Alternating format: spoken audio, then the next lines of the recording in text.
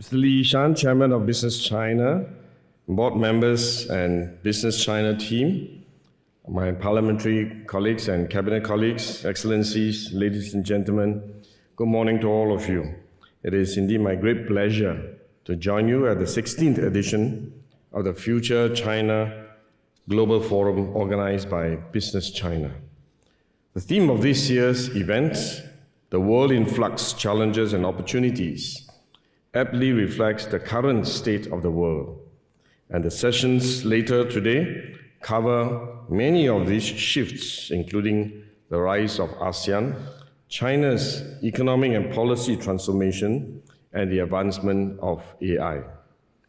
But I would like to take this time to look back on 35 years of Singapore-China relations, how the global economy has changed during this period, and outline how we can sustain an open, rules-based global economy in a more contested world.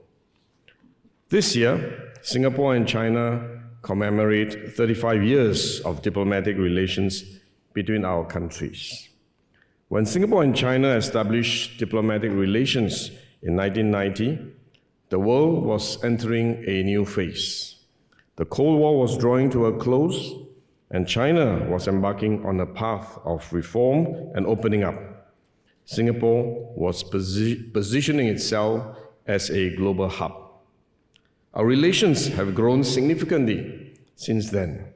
Since 2013, China has been Singapore's largest goods trading partner.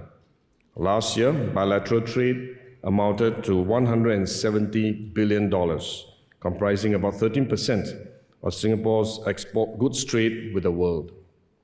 Since 2013, Singapore has also been China's largest foreign investor, with cumulative investments to date amounting to $223 billion. Our three government-to-government projects reflect how our partnership has evolved alongside China's developmental priorities.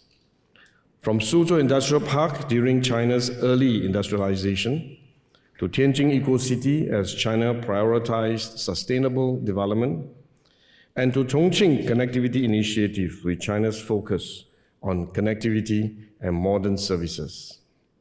Last year, we elevated our ties to an all-round high-quality, future-oriented partnership, reflecting our shared ambition to deepen cooperation in the digital economy, green transition, and innovation.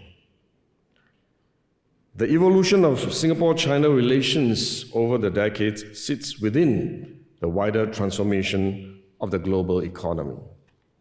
In 1995, the World Trade Organization was formed with 76 members. Today, it counts over 160 members, covering 98% of global trade. The rules it enshrined, such as non-discrimination, transparency, and binding dispute settlement, gave governments and businesses confidence and certainty that global trade will be governed by rules. The results have been notable. Between 1990 and 2017, global GDP nearly tripled, while developing countries' share of exports doubled from 16% to 30%. More than 1 billion people were lifted out of poverty, the fastest reduction in human history. Trade has benefited not only developing nations, but also advanced economies. Take US, for example. Through global supply chains and outsourcing, consumers in the US benefited from more goods at lower prices. Trade has also catalyzed foreign investment into the US and allowed US-based producers to access foreign markets. Today, the US remains the world's largest economy, driving consumption, technology, and finance. Global trade is also central to China's economic transformation. By joining the WTO and opening its markets, China became the world's factory, contributing to unprecedented growth in global production and supply chains. This has in turn enabled Chinese households and workers to enjoy higher standards of living and greater access to opportunities. Together, the US and China accounted for over 40% of global GDP today, and therefore the twin engines of growth of the global economy. But the same forces that created interdependence has also given rise to tensions. In particular, the scale and pace of China's growth in industrial capacity severely challenged the competitiveness of manufacturing industries in advanced economies such as the United States, and created incentives for companies to move production abroad.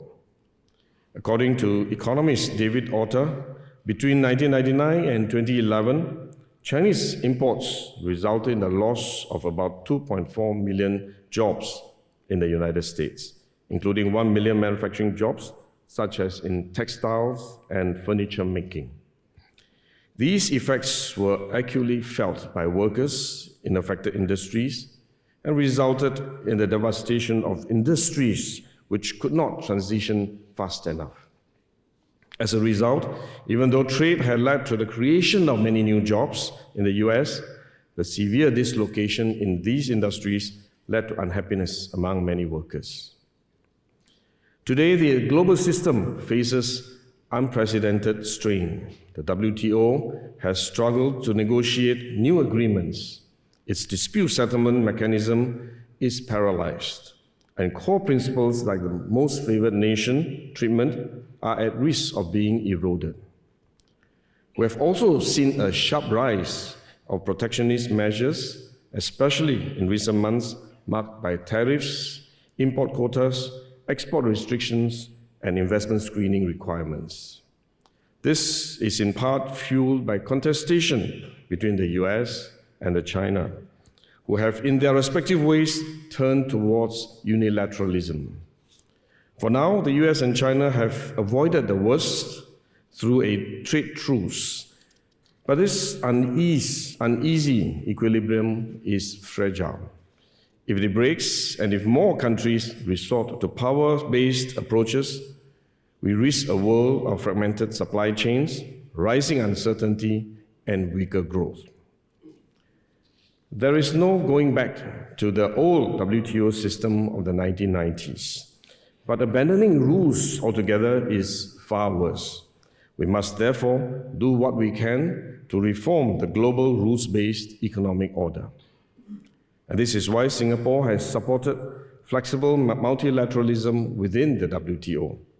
The joint statement initiatives on e-commerce, services regulation, and investment facilitation under discussion at the WTO offer a model of which willing members can move forward together while keeping the door open to others to join whenever they are ready.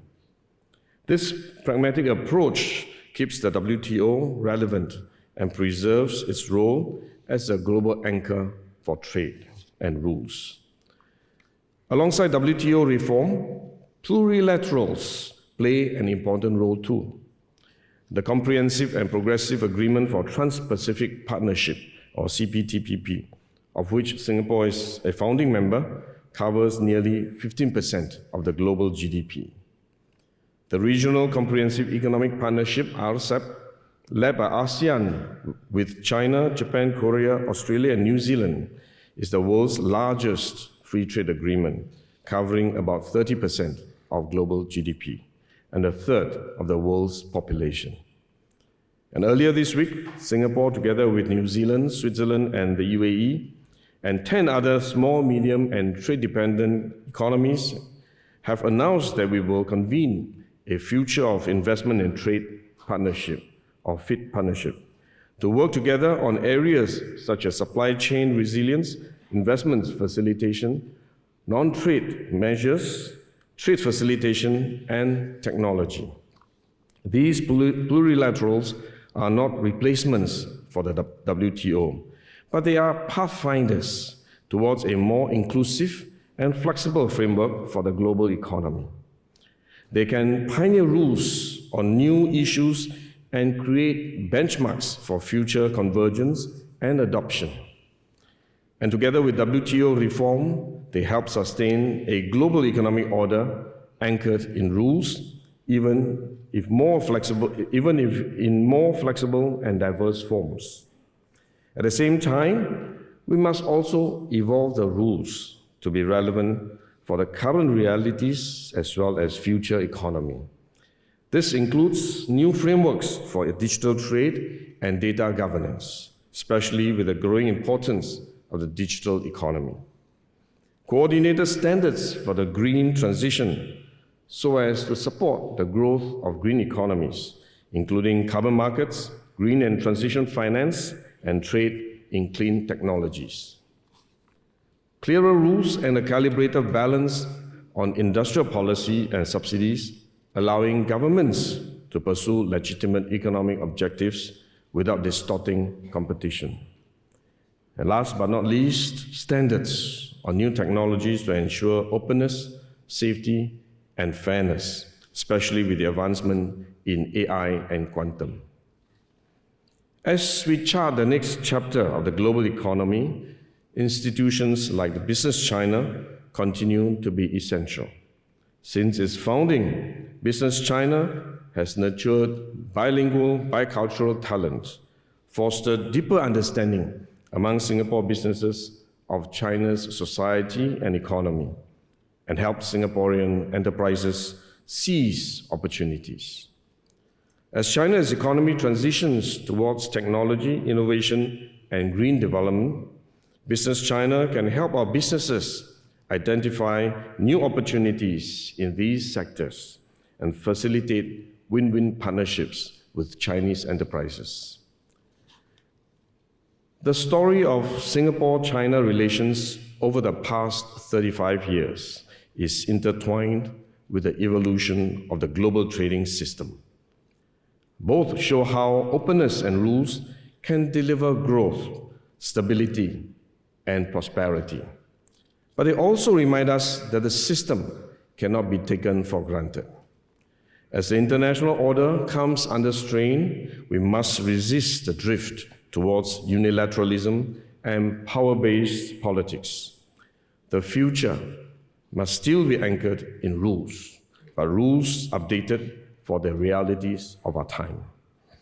If the global community can reform the WTO, advance practical plurilaterals such as the CPTPP, RCEP, and FIT partnership, and update the rules of trade to reflect the realities of digitalization, the green transition, and new technologies, then we can preserve a rules-based order that benefits all and build a stronger, fairer, and more resilient global economy that will benefit all of us. Thank you.